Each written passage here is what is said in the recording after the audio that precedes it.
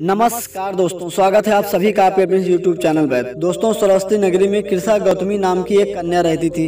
गौतमी उसका असली नाम था। काम करते करते वह जल्दी थक जाती थी, अतः लोग उसे कृषा गौतमी के नाम से पुकारते थे।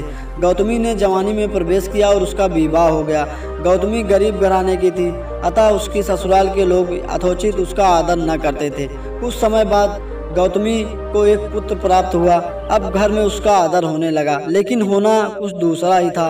गौतमी का शिशु जब थोड़ा बड़ा हुआ, इधर उधर खेलने लायक हुआ, तो विधाता ने उसे उठा लिया।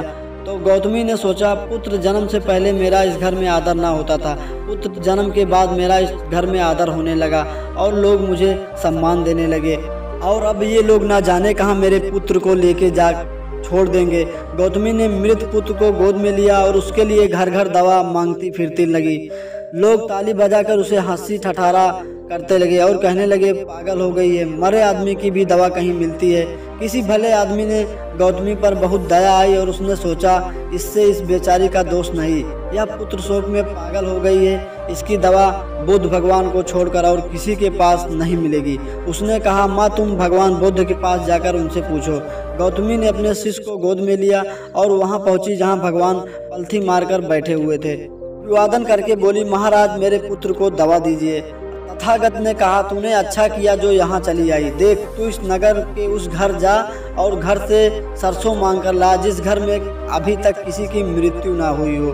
भगवान की यह बात सुनकर गौतमी बहुत प्रसन्न हुई और सरसों के दाने लाने चली गई। पहले घर में जाकर उसने निवेदन किया, देखिए बौद्ध भगवान ने मुझे भेजा है आप लोगों के पास, कृपया मुझे सरसों आप भेंट दीजिए।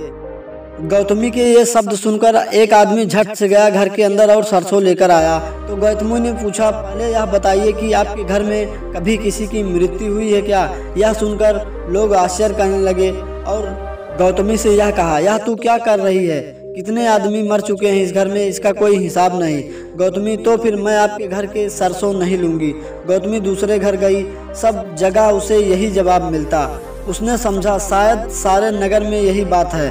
उसने एकदम ध्यान आया और भगवान बुद्ध को शायद यह जानबूझकर ही मुझे सरसों मांगने के लिए भेजा है। वह शीघ्र ही अपने मृत पुत्र को नगर के बाहर शमशान में ले जाकर छोड़ आई और बोली, प्रिय पुत्र, मैंने समझा था शायद तू ही अकेले मरने के लिए पैदा हुए हो, लेकिन अब मुझे मालूम हुआ यहाँ तो सब मरने के लिए ही पैदा होते हैं।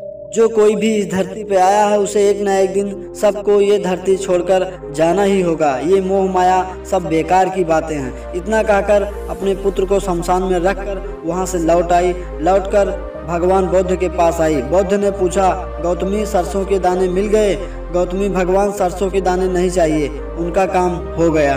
तो दोस्तों, इस कहानी से हमें ये सीख मिलती है कि जो होनी है वो हो के रहेगी, उस पर हमें शौक करने से कोई फ़ायदा नहीं। तो दोस्तों, उम्मीद है ये वीडियो आप सभी को ज़रूर पसंद आई होगी। आई होप अगर ये वीडियो आपको पसंद आता है तो प्लीज़ वीडियो को लाइक करें और चैनल को सब्सक्राइब करना ना भूलें। तो मिलते हैं इसी तरह की इंटरेस्टिंग वीडियो में, तब तक के लिए नमस्कार।